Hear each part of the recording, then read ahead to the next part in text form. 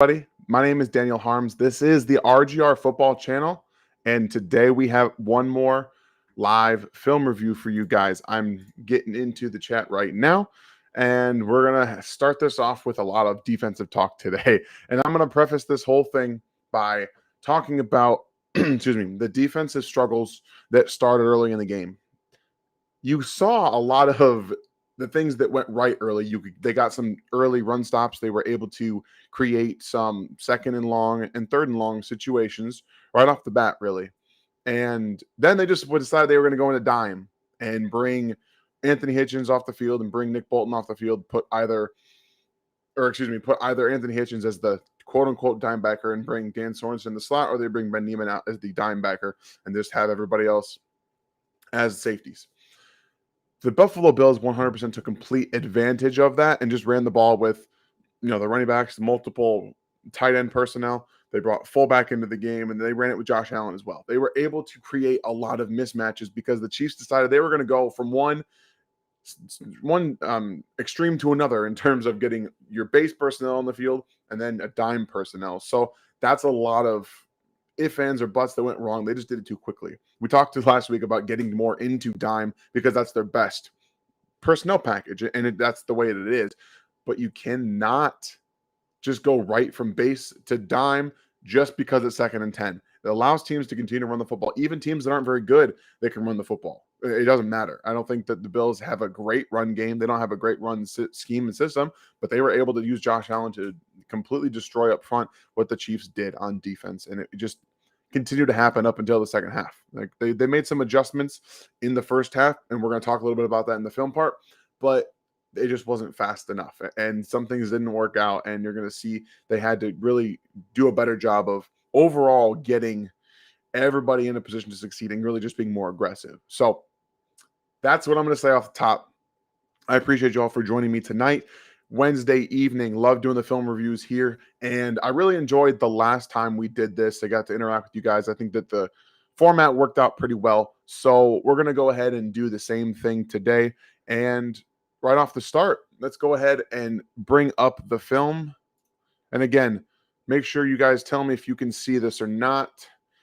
And it looks pretty good on my screen, so I think it should be all right to go ahead and use from here.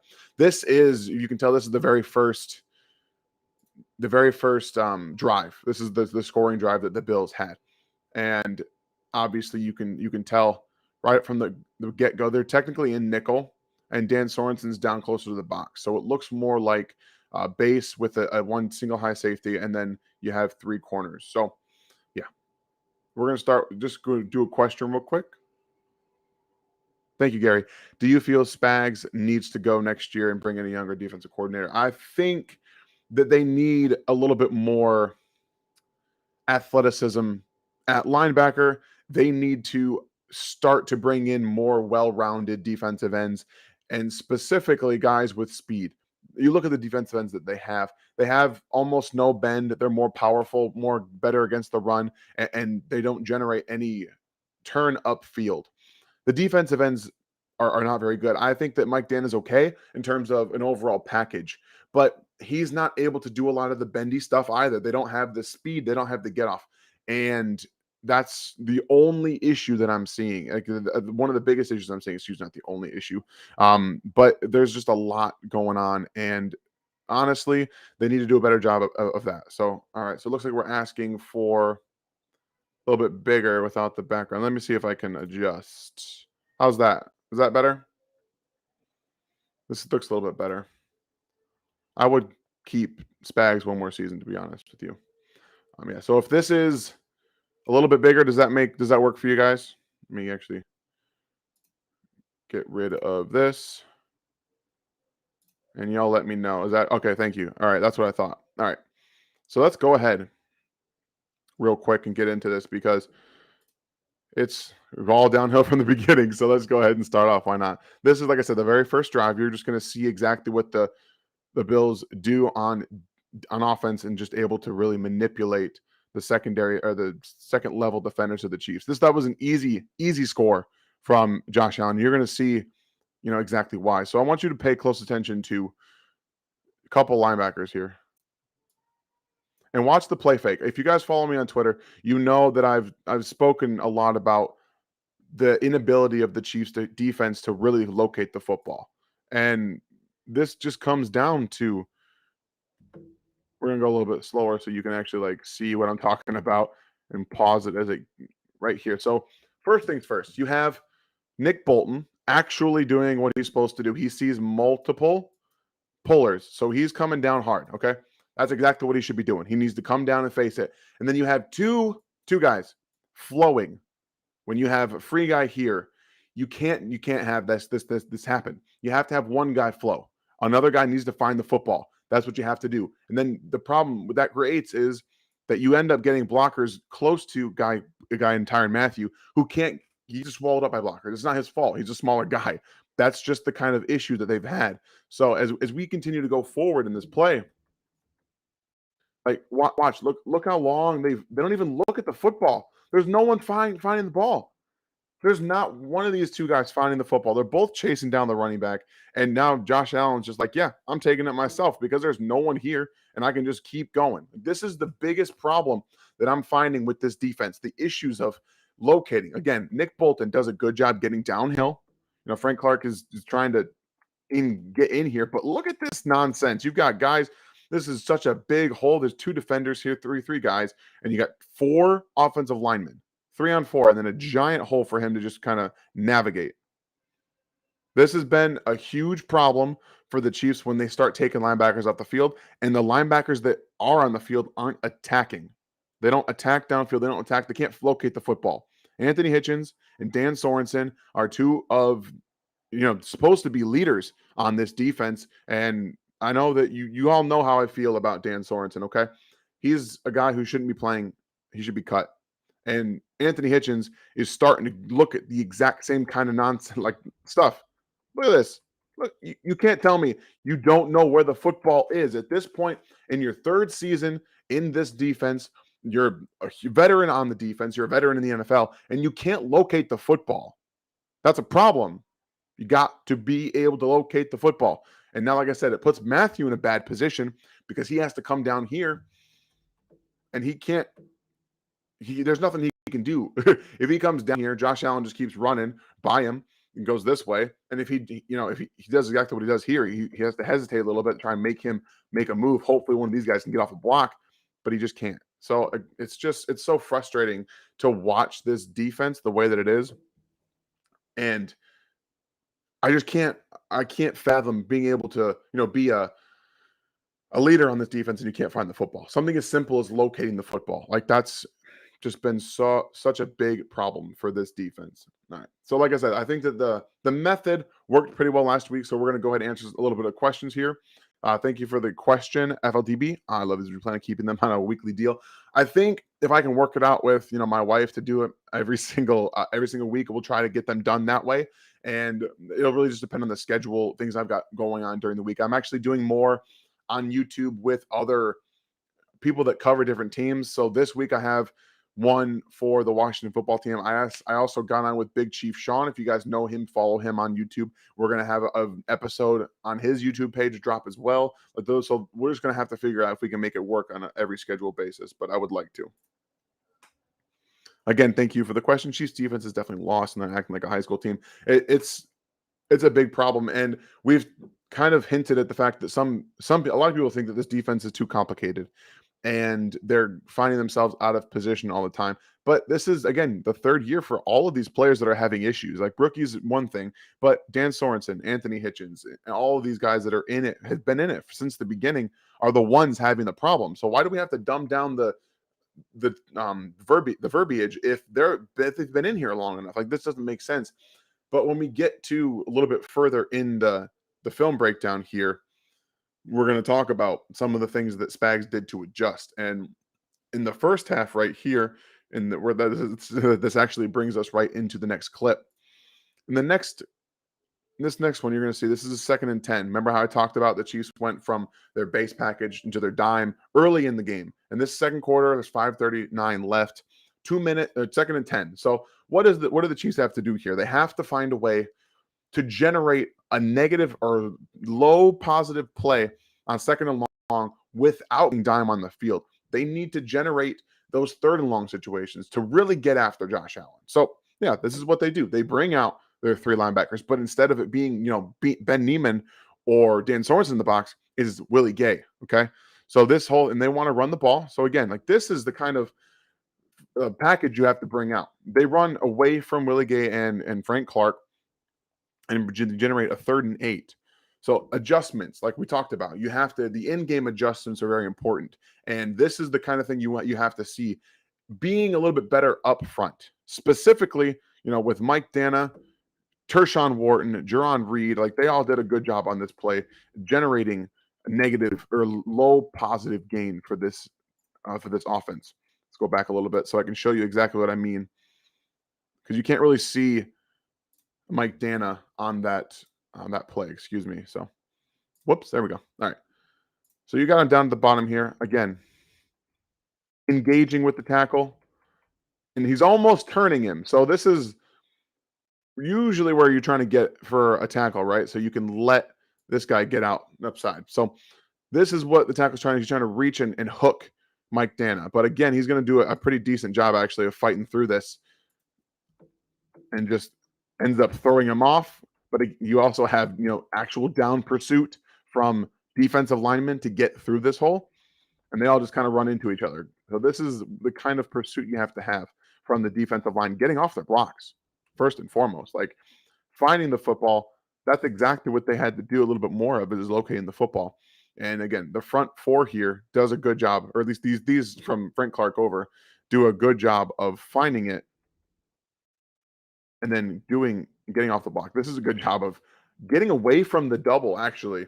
So Tershawn Wharton, instead of coming straight out of his snap and getting almost a double by the center and this left guard, he stops for a second, engages fully on the left guard. Look at the pad level.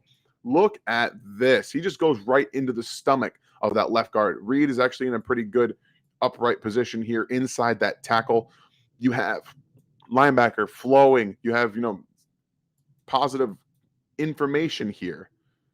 You have Frank Clark and Willie Gay in that cutback lane. This is all positive things that are happening. They're generating some good flow and backward flow to get in the backfield and make sure that this run can't go anywhere. Again, like look at Wharton work off that. Obviously, this left guard now feels a little bit of a Jerron Reed here, but getting inside that guard is the best thing he could have done. It forces the center now to go into the second level, and then he can just keep on and get that tackle for short gain. That's exactly what they have to do. And the problem that they're finding, at least that I'm seeing, is that it's backup players that have stepped up. It's not the starters that have stepped up. I will say, though, that Derek Nottie had an extremely underrated game once again for a guy who's just a 2-snap player. He did a very good job of generating some run stops, but they had to take him off the field and went dime. And they just kept running the ball. So it was a difficult day for the Chiefs on defense. Easily one of the most frustrating losses that they've had. Put up a ton of let the Bills put up a ton of points. But this is not why I'm here tonight. We want to talk a little bit about the struggles that they had. But really what we're here for is Willie Gay and how the Chiefs were able to generate a lot of negative plays, a lot of positive feeling for that defense in the second half. So before we get into some of the adjustments, some of the positive plays, some of the things that you can do with Willie Gay that change the dynamic of this defense, let's go ahead and answer some more questions. Thank you, Metal Rocker. Do you think that the Chiefs will play Chris Jones both on edge and inside more often? Also, will they start Thornhill? We've been asking the Thornhill question for months, for a month now. So I don't know. I really don't. I think that what we've seen in 5 weeks from Dan Sorensen should indicate that he does not deserve to be a starter. He doesn't deserve it. So at this point, if you're putting in Juan Thornhill and Armani Watts, bringing up Devon Key or, Zane Anderson, you could probably get away with some broken coverages because guess what? They're a little less experienced. But I'm not okay trotting out a Dan Sorensen that can't play anymore, that knows the defense and is still struggling to catch up. I'm not okay with the broken coverages. And I do think if everyone can get healthy up front, then Chris Jones will play more at defensive tackle. That's my own opinion. We'll see if the Chiefs view it the same way. Yes, please. Thank you. If you guys do have questions, make sure to put question marks in front so I can pick them out of the chat so we don't miss anything. I do appreciate that. Thank you very much. How's everybody doing tonight? I know that we got over 100 in here now. That's awesome. Thank you guys so much for joining me. Thank you for the question, Scott.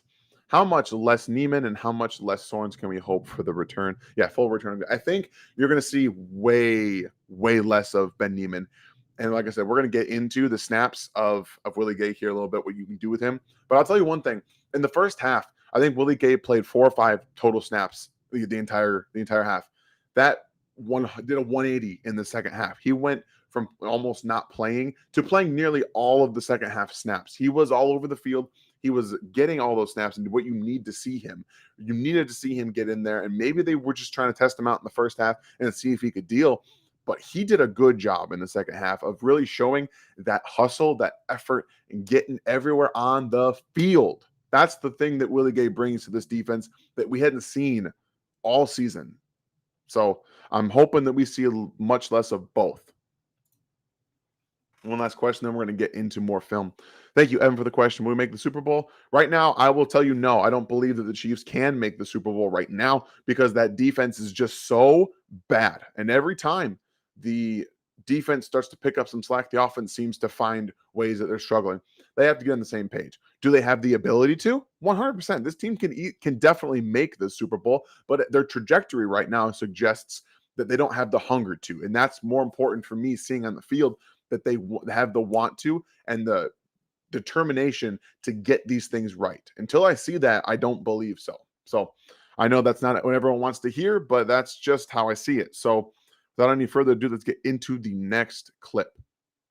So as you can see, this is the fourth quarter, and it's obviously raining. So things changed a little bit in the fourth quarter. But again, this is Willie Gay down at the bottom of the screen, and just watch what the linebackers are doing. Okay.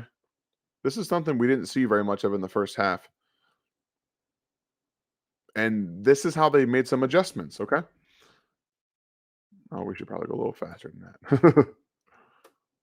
So like I said, one thing that I really liked to see from this half was while you have 3 linebackers on the field, it's almost like you have 2 and a coverage player because Willie Gay can do so many different things because of his athleticism. So while you're in, your base defense, you're almost in nickel because you still have 2 linebackers on the field with Anthony Hitchens and Nick Bolton. But like I said, you also have this chess piece in Willie Gay who can come down and take a block, and you can move him around a little bit. You can move the linebackers around and not feel so like you have to have them back because there's not someone that can make up that ground for them. Willie Gay brings the ability to cover up some mistakes, but that's not what this play is about. This play is just about watch. Like I said, watch. Let's go a little bit further back so you can really see what I'm talking about. Okay, so they're moving guys around. They're moving the linebackers around specifically. They're coming up at the line of scrimmage. They're showing blitz. They're saying they're going to come after them with their bigger personnel. And again, Tershawn Wharton, a great job of getting in the backfield. You have guys getting under their blocks. Colin Saunders not digging in there and really doing a good job of not getting movement, and that allows everybody else to flow properly. If you're getting pummeled out of your gap here, but this is a double. Saunders is not getting pushed immediately back. He's trying to stand him up. You got Wharton in here who's taking on a double too, they're not getting any push from these guys right here. Like this is what you have to see. Okay. And now Hitchens again, still looking at the backfield, Bolton waiting, looking at right here. And you have Gay who's down here just being physical. Okay. That's what he's there to do. He's that Sam linebacker, and he's able to get in there and be more physical. Just trying to fight off blocks. This is just such a great job from everybody applying effort. And this is where really, this right here is the biggest thing that I didn't see much of in the first half.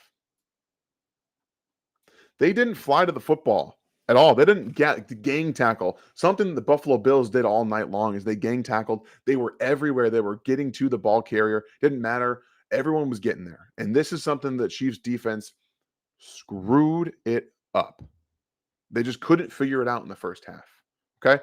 But again, in the second half, you see effort. You see a little bit more you see a little bit more understanding of, yeah, we got to play a little bit harder. We have to get after the Bills up front because they're going to bring more heavier packages. They're going to bring a fullback out because they're going to try to run the ball more. That's something that this defense has struggled to do. So I think this was a good moving piece forward because you're seeing two guys specifically in Colin Saunders and Tershawn Wharton taking on double teams and not getting pushed back into the linebackers. Okay, not creating a bubble for the running back to get into and start making plays. Those two guys are both backups. When they come out there and they manhandle an offensive line, that should give everybody else a boost of energy. And that's what it did, in my opinion. All right, so let's go ahead and answer some more questions.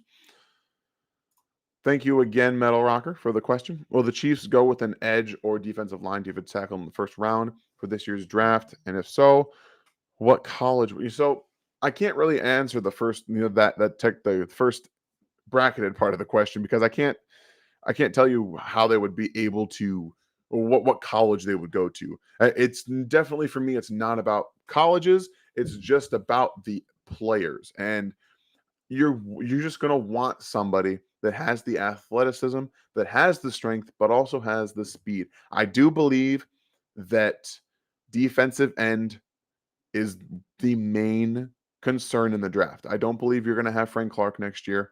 I think you need to find a way to get Chris Jones to play defensive tackle, and the only way to do that is to get a guy in the first round that can play defensive end, that you don't have to be just a rundown guy or just a pass rush guy. You need someone that can do it all and that can get some bend around the corner. Also, should the Chiefs look at Michaels, but I can't. I know that we talk about players, and I'm doing a bit more of trying to get into college players during the season. It's just so difficult. I don't have much time to really get into these players, so I don't know Michael's Brett. But once the season concludes, I'll be able to tell you way more about that stuff. And right now, it's just not working out for me. I just don't have the ability to see all these guys. But if you're on Twitter and you want me to see some of these guys, you can go ahead. Either if you're on Twitter and you don't follow me, you can follow me at In Harm's Way 19, and you can just at me in some of clips of these players, and I'll get to them eventually. So if that's what you guys want to do, you want to see some more of me seeing some of the guys that you're looking at right now, that's one way, very easy way you can get a hold of me and just kind of show me the players that you're looking at. Thank you for the question, Chris. Since our team is mostly a passing offense, does this make things harder on the defense to practice run fits or stopping the run on a consistent basis? No, because the scout defense or scout offense is supposed to do that for you. That's what they run the scout offense and scout defenses in practice for, to get everybody as accustomed as they can to what you're going to see. So they run the schemes that the teams are going to be playing against, that they're going to be playing against every single week. And it's not so much about the run fits. It's really more about effort and playing defensive line and defensive end and that kind of thing. You're going to see a lot of doubles, and you have to be able to break through those doubles. You have to be energetic. You have to be able to get through some of these doubles. And it's not easy. It's not easy at all. But what you're seeing is Chris Jones is such a penetrator at defensive tackle that he can create negative plays by getting and beating some of those double teams quickly. And we're not seeing that happen because he's playing defensive end, or he's not playing at all, as the case in this one. So it's very difficult to say that they're practicing not being able to hit these run fits, but because right now the chemistry on the defensive line is so one-sided, and they're working from almost the outside in, and they have to get Chris Jones at defensive tackle more. And I don't think that moving him to defensive end was a good move. I really don't. Thank you for the question, FLDB. How quickly after the last game do you think Patrick Cannon will incorporate more of the checkdowns to beat cover two? So it's not just the checkdowns, because the checkdowns can only do so much. They need to run more what's technically called cover two beaters, and you want to run more smash routes. What smash route is where you have your spread offense, you have two receivers on each side, and you run a corner route from the slot receivers and then a little hitch route from the outside receivers. Now, I've seen Oklahoma doing a little bit more of some dynamicism with these routes, where you have them run a little bit more of a hitch on the outside, a little bit longer of a hitch, and then you have the two slot receivers running some really deep curls, and that forces defenses to really kind of adjust what they're doing, because if you're seeing these cover 2 and cover 4 beaters, when you run that corner, they can give away a little bit of what you're doing. But if you're just hauling butt up the seam and then you do a curl real fast, and that can get you some space and create some separation. They're going to have to be able to run running backs also out of the backfield to draw some of those linebackers up a little bit and create some of those throwing windows for those curls if they want to do that. So they need to do more of attacking the corners of the field while also running more crossing routes when they see man coverage, when they see these huge amounts of off coverage, and they can run some more crossing routes on both sides from the slot. They can also hit some of the checkdowns to the running backs. They can run more of those natural what's the word I'm looking for? Some of those natural pick plays that you see a couple times against the Bills. Mahomes didn't even look at the natural pick play on the left side, his back side of his read, and it was wide open a couple different times. So he's going to have to get more comfortable with the offensive line first of all, and then they have to just run more natural play calls that are built to beat cover 2. So, like I said, if cover 2 is your two deep safeties with the 3 linebackers, and then you have 2 almost like pattern matching and closer to the line of scrimmage corners. So they're going to, if their outside receivers are pretty much going up the sidelines, they're going to run with them. And they're going to have more responsibilities, and that's what's called zone match, basically. So that those 2 defenders will run with your receivers on the outside, and then you can also run them up the field and take a running back out to the flat and create that mismatch and create that defender can't be in 2 spots at the same time. So that's what they have to do, and they have to get better at that because teams are going to continue to play cover 2 and cover 4 until they can beat it. I know it was very long-winded, and I know you guys didn't expect that, but that's exactly what they got to do. We're going to answer one more question, and then get to this next play. Thank you for the question, OT Spears. Why don't the Chiefs move Chris Jones back inside and have Alex Okafor and Frank Clark's D? So they haven't been healthy enough to do that. Frank Clark hasn't been on the field until last game, and last game Chris Jones was not playing. I do think when they get more healthy, you're going to see more Mike Dana, Frank Clark, and Chris Jones on the field at the same time. I do think they have to play Chris Jones in defensive tackle a bit more. That's going to help them all around. That's just my own thing. All right. Now, next play. Here we go. So what I want you guys to look at is, again, 3 linebackers on the field. That's huge for this team because Willie Gay brings so much dynamicism to the defense itself, and they can do so many different things with him. One thing, again, you can do, bring him up to line of scrimmage. This is one of those things that he doesn't win the day here. He doesn't win the day, but look at this. Okay, this is something that Anthony Hitchens and Nick Bolton cannot do. You can't do. You can't bring either of these guys up to the line of scrimmage and have them just play loose against the tackle, okay? This is a zone, so this is all going this way. Everyone's going this way. He's going to work with the flow of traffic, and what it does is it creates a natural one-on-one situation for these guys because then you have to shift everybody down, okay? You bring one defender up in Willie Gay, and you force this tackle not to be able to get to Anthony Hitchens, not be able to wash down on this defensive tackle, okay? So that's what they're doing. Willie's strength and his athleticism allow him to be so diverse. Again, this is exactly what I'm talking about. If he's not down here, this tackle can wash Reed down. He can kind of push him in the lower back and let this guard follow up with him. So this is get him in this lower back position. And this all just washes down. Okay.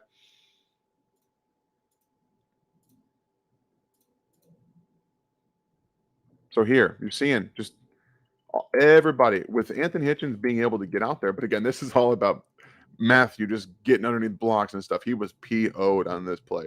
He was ready. He was ready to go. So you see him down here in the slot. He's coming anyway. He was already going to be running. Something else they did a lot more of in the second half. They run blitzed a bit more. They brought more defenders down. Obviously, with the way that the Bills had the lead, they wanted to run the clock out a little bit more. They just allowed the defense to play a little bit faster, play a little more physical, and get Matthew down there. But again, this is about what Gay brings and what he can do. He can be more physical. He can be a true run defender because he can shed and stack these offensive tackles and offensive linemen and really move them around with his hands. Something that, like I said, Anthony Hitchens and Nick Bolton can't do. That's just a reality of it. Just he's so strong, man, and has the ability to just get off a block like that and jump over a guy falling on the ground. Like that's just cool. I like watching Willie Gay do it. And it's like I said, it's not game breaking stuff from Willie Gay. Like that wasn't anything, but naturally it sets up better to let Anthony Hitchens and Nick Bolton both play more downhill and get after it in the run game. All right. Let's see what we got here. Thank you guys once again. I appreciate all the support you guys have given us. This is what's going. I got lit up here. There we go. All right, let's go back again. Thank you all for the questions. Let's see here. Oh, one more question. Thank you, William. And he said Pat saw some confusing coverages, specifically cover 4 quarters and palms, and in that case, as they played man on one receiver and zone on others. How can Pat see that kind of insanity pre-snap? So I think he's talking about post-snap because he can't see all of that. Okay. Now I understand the question. How can Pat see that kind of insanity pre-snap? It's all about understanding the ability of a defense to play and match receivers coming into zones and things like that. It's supposed to be confusing. Like that's what Steve Spagnuolo has built his defense out of. He's built his defense out of being up, getting some negative plays here and there, forcing you into 3rd and longs, and then generating different coverages based off of moving people around and putting them in positions where you can pass off. The Chiefs don't pass off a whole lot, but other defenses that we've seen, specifically, the Ravens did a good job of passing Tyreek Hill off from corner to safety multiple times in that game. It's built on communication, and it's not easy to see pre-snap, but what it does is it puts it on tape for Patrick, okay?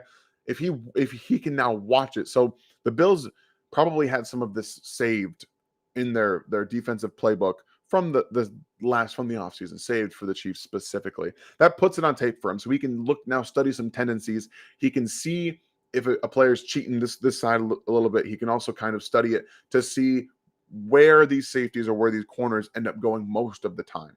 That's really all that he's going to be able to tell pre-snap, and basically use where they are on the field to kind of gauge where they're going to end up. That's the best I can answer that question. Thank you, Info Apocalypse. What will it take to get the defense to cover running backs? It seems like every short pass goes to the flat. That is one hell of a question that I don't really know how to answer, because they don't just like send someone to the flat. They don't like to have responsibilities. And when they do have those responsibilities, they're typically like 10 plus yards away from that player in the flat. But I will say in the second half, we saw more adjustment to get Nick Bolton, Willie Gay to the flat areas. That was a huge adjustment process too. Like we remember the tackle that Willie Gay had on the tight end in the flat. Like he was probably 6 to 7 yards away from the tight end when Allen threw it to him. So he was technically open, but he can cover that ground. He can get downhill, and you can just see how he's able to attack. And Nick Bolton has that ability too, to get from where he is downhill. So I think that they're adjusting. They're finding a better way to do it. And it's just, I know it's not fun to say. It's not easy to just wait, but you have to kind of let some of it grow. They've still been injured on defense all season. They haven't played with their starters at all the entire time. I think Willie Gay helps. I think he takes some stress off of Matthew. I think he takes some stress off the other linebackers. So I'm just hoping to see more of that continue. Thank you for the question, Chris. What's up with the drop balls? They got to tighten up the wide receiver room. So, Tyreek had no drops coming into that game. Had 2. It was rainy. That game, I'm going to give some drops a little bit of leeway. It's not easy to catch a football, especially when they're coming at you from Patrick Mahomes' cannon. And I can't stress enough how they didn't really have that many drops coming into this game either. Like there was some here and there. Mahomes had a huge missed opportunity with Travis Kelce early in the game that he missed. And that was a perfect example, finding man coverage or finding a one deep safety, not taking advantage of it. So they just need to do a better job of being on the same page. And when they have these breakdowns in not just communication, but ability sometimes, when everything just kind of starts hitting the fan, you have to be able to come back from it and adjust to what the defense is giving you. And those drop balls against the crossing route with Tyreek Hill, for example, that was never going anywhere in the first place. So really, he shouldn't even have thrown that ball. So it's a lot of things going wrong, and they just got to be able. They have to be able to get their heads on straight. Everything went wrong in that game, and they just continued to rack up problems. Like you guys saw my video earlier yesterday, the turnover stuff. 11 already this season. That can't happen. Cannot happen. All right, let's go ahead and get to the next question. No, then the next clip. I'll start answering questions again after that. So, like I said, this is a lot about Willie Gay, the second half of the film review, and for good reason. A lot of things that he brings, but this specifically is something that helps out everybody. Again, coming down into the line of scrimmage, and look, he doesn't directly impact the play. But what I want you to see really quickly is what he does do, okay? Again,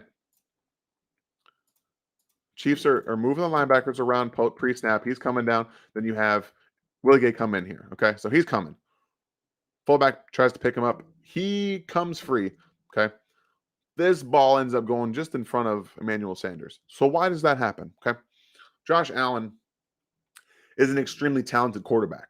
He's got a great arm. He's got the athleticism that you want. He's able to run the football, do all this stuff. He can throw on the move.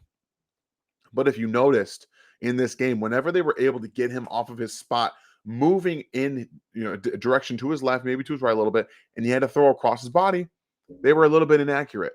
They were able to attack that kind of ability in the second half. And Willie Gay doesn't create like a pressure here. He doesn't. But sorry, guys. I hope that wasn't too loud. But by just beating this block from the linebacker, from the fullback, just getting in here at an angle where he could attack Josh Allen. Like this is right here. He's got the ability to come here and here. That moves Josh Allen off of his spot. Now he's moving to his left to avoid the pressure that's coming at him. And he ends up throwing this across his body just in front of Emmanuel Sanders. And I don't know why. He's covering him in space. But again, that's just where the responsibilities of the defense are. Nick Bolton is actually not too far out of position here. He's doing everything he can to stay with Emmanuel Sanders. And I give him some credit because that's not easy to do. Like here, he tracked him behind him. And so he's actually doing a pretty good job. I can't hate so much on that. So yeah, this just brings Willie Gay in here. He's able to bring you a lot of different things that this defense hasn't been able to do. And again, just move him off a spot. That's all you got to do. It's a very good job of being able to do that. All right, so we're going to answer some questions now. Thank you for the question, Andrew. Do you think a road to the Super Bowl away from Arrowhead will be better for us in the long run? If we make the Super Bowl going through everyone's stadium, I just think we will be invincible. So I don't disagree with the idea of having some adversity going on the road, having to go on the road. They haven't been great living up to everything at Arrowhead. They come out flat a lot of times, and you see it in this game specifically. Like they also came out flat. So I don't think that that's a bad strategy in terms of the mindset of having to come into someone else's house, and beat them, because this Chiefs team on the road is not something you want to see, specifically in December and January. That's not what you want to see. So yeah, the mindset I definitely understand, but if they end up just kind of squeaking into the playoffs with this defense, if they don't end up coming back from it and getting better play, then it's a long uphill battle. That's all I'll say. But yeah, the mindset I think can definitely help. Basically, hitting rocks against each other. It's something that you can really help make each other tougher. And I get this. I hate California. I understand. The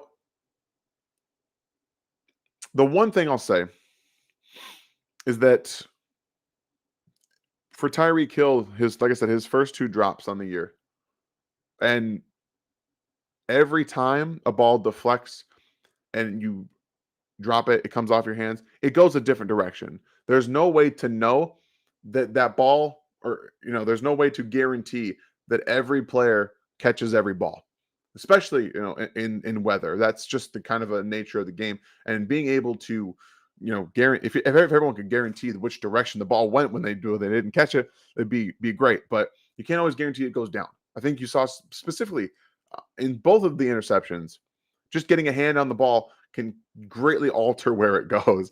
And unfortunately for the Chiefs on Sunday, both of them went directly to a place where a defender could come down with it. That's just some bad luck.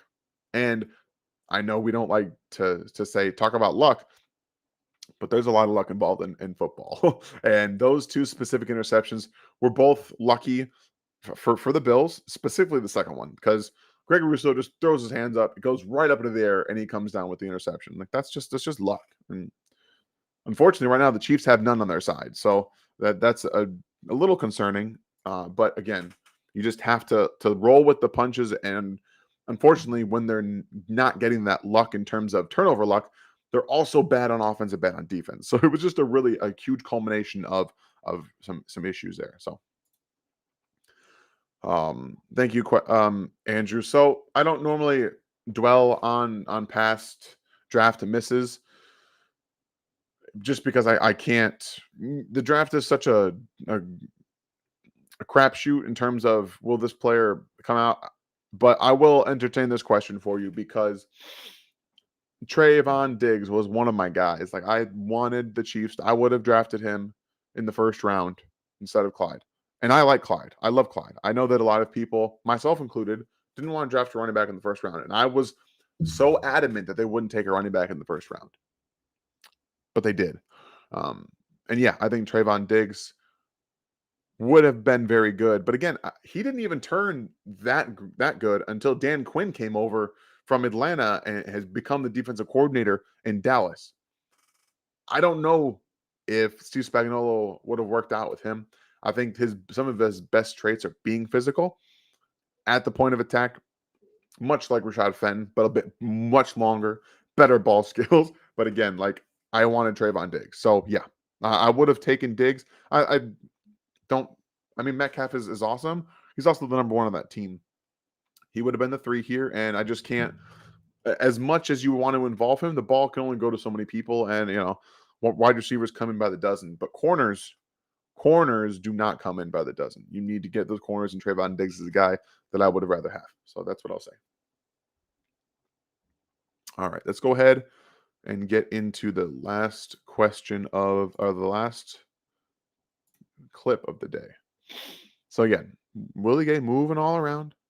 Boom. What you're just kind of asking why this play, right? Okay. So this is an RPO action. So as you guys all know, RPOs can be dangerous. Josh Allen's trying to throw his ball out to the flat here. And as soon as one guy here, Willie Gay, flashes out to the flat, that forces Josh Allen to bring the ball down. Okay? Because it's an RPO, these offensive linemen are going to get downfield in a hurry and get you a penalty. So he wants to throw it to this tight end, but Willie Gay flashes out here. He knows he can't throw it to him. Now he has to bring the ball down, okay? He has to bring the ball down, and that allows everybody to fill the quarterback, okay? I know he doesn't make in terms of the tackle, he doesn't make a direct impact on that play, but Willie Gay directly impacted how this play turned out. Because it was an RPO, he flashed to the flat so fast and forced Josh Allen to take this down. But again, look at the linebackers moving all around before the snap. They're getting more comfortable. They're doing a good job of being aggressive. Like, they're flowing properly. They're keeping up. You've got Willie Gay just coming downhill. Like, again, like I said, flash here. Get downhill. And now, ideally, for Josh Allen, he's like, okay, there's going to be some run lanes for me, right? Ended up not being the case, because the Chiefs did a very good job of rallying to the football. Right here, you see Josh Allen start to go in this direction. Colin Sanders disengages and starts to run with him. Disengages, Derek Nottie, Anthony Hitchens. This is exactly what you need to see in this situation, okay? Josh Allen is being corralled. The Chiefs defense could not corral him in the first half. They couldn't do it. They did it right here. They did a very good job of identifying that it was, in fact, an RPO. Everybody does their job. They get to the quarterback. Frank Clark trying to make a play here, but again, it allows everybody to flow to the football. And then a good job of I'm just so used to saying Ben Neiman, of Nick Bolton, who is extremely good tackler. Multiple times he took down Josh Allen in open field. That's something you have to have. That's a good job from the rookie getting downhill and finishing off the play. Again, all of this was started by a simple play, a simple show of athleticism and speed from Willie Gay to make this whole thing happen. Now, Willie Gay is not going to save the defense. Like, he's not going to be someone that they put in and he just makes everything better. But one thing I'll tell you right here, the first person to come down here in the fourth quarter and celebrate with Nick Bolton is Willie Gay. Comes from the other side of the field and celebrates with him. Okay? That simple little show of emotion, that celebration, that camaraderie, okay? That's what they need. Willie Gay brings a whole different element to this defense in terms of speed, athleticism, effort, okay? All of these different little things add up, and I think he can have a positive impact on everybody's mentality. That's where it starts for me. This defense has been bad. It's been non-existent in terms of the effort. It's been bad energy. Willie Gay can change that. That's one thing I truly believe. So, without any further ado, that was the last clip that we're going to have. And I think if I'm being as frank as I can about Anthony Hitchens, like I said, I don't think he's going to be this guy that comes in and changes this defense from a bottom, literally zero worst defense in the NFL to an average one. But he can definitely impact everybody and kind of bring an energy that Frank Clark and Tyrann Mathieu were supposed to bring, that they did in the first playoff run, in the run to the Super Bowl. Like, Frank Clark had that impact on the defense. And you could tell that it changed the way that they prepared, changed the way that they played. But for some reason, that's just gone. It's gone away. And Willie Gay can definitely bring that. He did it in the second half when he wasn't playing in the first. He was able to play in the second half and really do a good job of just impacting everybody. That's one thing that's why I got so mad when I saw Frank Clark not play to the whistle on that third play that you guys see rolling around Twitter. That's what makes me mad watching that, is that he didn't just say, okay, that's going the opposite away from me. I can't get there. No, he saw it go away and decided that play was over and that he didn't need to run to the pursuit angle and maybe make a play. That's not something you're ever going to see with Willie Gay. He's going to run around. He's going to do all this stuff, and that can definitely bring some energy, some life to this defense. So if you guys have any more questions, I will answer them in the last 10-ish minutes, and then we'll get you out of here because that was a lot of fun. I love talking about trying to find some positives out of this whole thing, because I know it's not it's not easy to watch the defense every week. But again, the fact that there's some just little bits of positivity to take away from the second half, just seeing some of the effort rub off on some of the players. I think it already did happen. I think Willie Gay was able to make Tershawn Wharton and Colin Saunders have a bit more energy and have a bit more effort. That's all that matters. If you can get them to all play with a little bit more effort, they're going to be a better defense no matter what. Even if it just goes up 5 places. 5 places is way better than it is right now, okay? And that's just the truth of the matter. So I'll give it a few.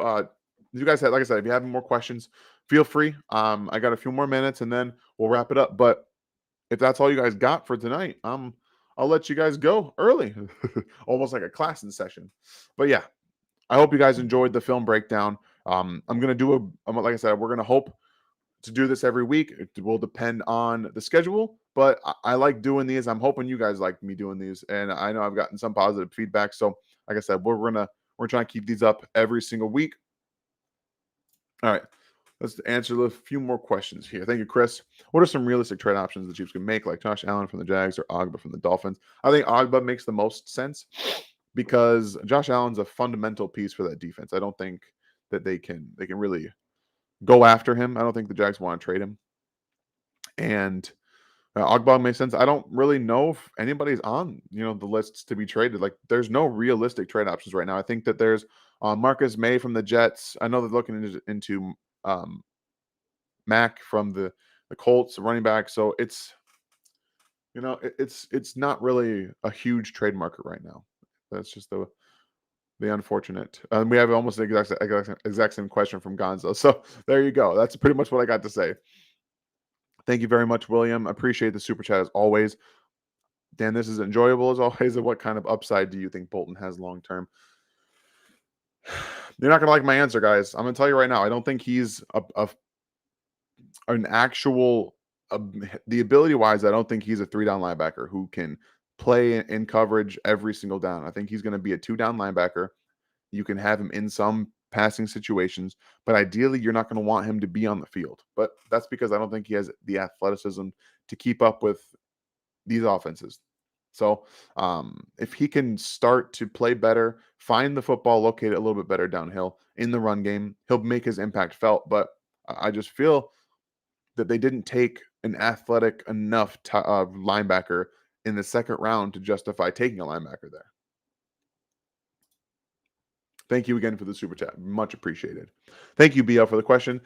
Think the defensive staff pays Pat and keeps the same players, or do you think that they add anyone for the rest of this season? So, stays Pat. I think that that's what we're going to see more than likely. They might make an addition, but I don't know where it would be. I think Marcus May is.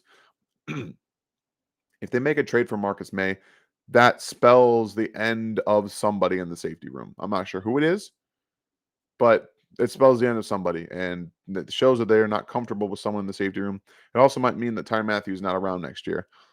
It's unfortunate. But again, I think that they're going to stay pat, most likely. I just don't think there's much out there. All right. Like I said, I appreciate you guys being here with me tonight. We're going to answer the last few questions and then get on out of here. Thank you for the question, Mason. When do we limit Dirty Dan snaps and make him a box safety only? If you're up to me, he wouldn't play at all, but I don't think he's going to just all of a sudden stop playing. Limit maybe the next couple weeks if they get everybody healthy. But barring a drastic change in the way that this staff has thought about the game of football, he's not going to be just all of a sudden put on a pitch count. That's the unfortunate part of it. Yes, William, I would have preferred Jabril Cox just because he offers coverage ability, and he would have been taken in the third round. I wouldn't have taken him in the second round. I'm taking him later. Like, I think that the Cowboys took him in the fourth round, if I remember correctly. Maybe it was the third, but I'm not remembering exactly. But again, they had to take somebody in the second round. Apparently, I thought it was Nick Bolton, but I'm just not there. Hopefully, he can prove me wrong. I would love to be proven wrong about his ability to play in pass coverage. Thank you once again, Gonzo. Do you believe Brittany and Jackson Mahomes are hindering Patrick's career? No, I don't think that has anything to do with people with his play on the field. I think that Patrick's having a rough stretch because defenses are making him go the length of the field, and that's not something he wants to do, but it's something he has to do if he wants to continue to be successful. So right now, it's on him to do that, and he's going to have to figure it out.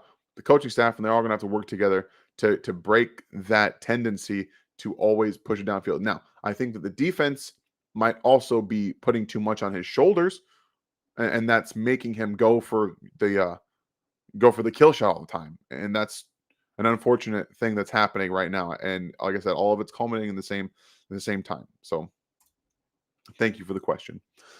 Once again, Chris, thank you. If the Cowboys don't resign LVE, that's Leighton Vander Esch, should the Chiefs take a chance on him? No offense to any of these guys, but I'm done taking the Cowboys scraps at linebacker. I'm out. So no. Thank you for the question. Ooh, Levele. I'm sorry if I did not say that at all right. How come we don't play the defensive scheme we played in the second half of Bills games all the time? Because it's not always going to work out. I mean, I think they should be much more aggressive, much like that. I think you're going to see them being more aggressive all the time.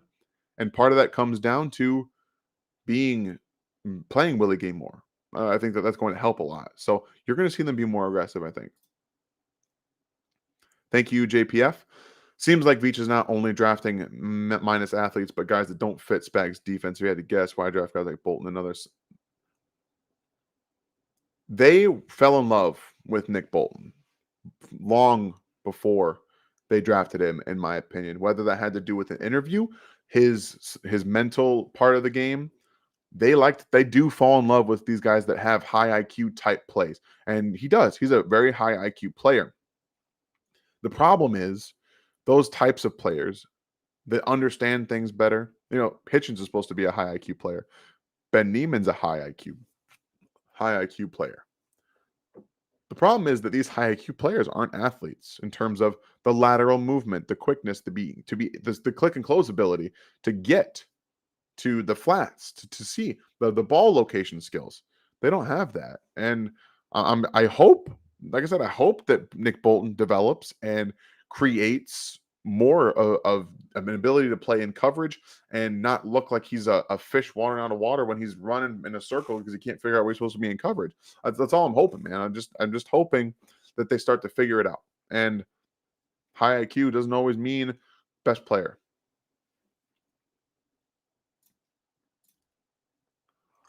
You're gonna join me in watching the Thursday night game in Discord. I don't know. It depends on what I'm doing because I typically spend time with my wife on Thursday nights in terms of I sit on the couch and watch football and she watches NCIS. So we'll see. And thank you for the question, Scott. How much time will we need to play at 100% and really impact the game each week? So I think that you're going to see him probably play at over 50% of the snaps from here on out. I do think so. I think that he showed if he doesn't have any ill effects from the game that he played on Thursday, I think that he's going to play more than 50, 60, 70% of the snaps. And he's going to have a huge impact, just like I said, on the effort part. And that's big for this defense. All right, last question, everybody. Thank you, Gonzo. What week do you think the defense will start clicking? So that's really a shot in the dark. I will say by week 9, I think they'll start clicking. That's what I'm going to say. Just got to give them time to get on the same page, get healthy, and start to implement more of this aggressive nature. I think that's what they're going to do. So again, thank you guys so much for joining me tonight. I appreciate all the support, the 200 plus people you guys watching film with me, talking, answering questions, listening to me talk football. Love you guys so much, so much hope. Don't forget tomorrow night, if Seth is up to it, I'm not sure if he is, he will have the Chief in the North for you guys. And Ryan will be back soon. Just keep tuning in to everything we do here at RGR Football. We appreciate you guys, and you guys make this the best community in Chiefs Kingdom. So thank you very much.